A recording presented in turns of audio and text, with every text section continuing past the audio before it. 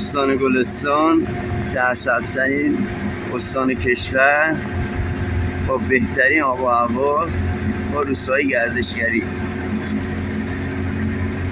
شما از دیجی حمید خارجی و دیجی دریوش مالی از دیجی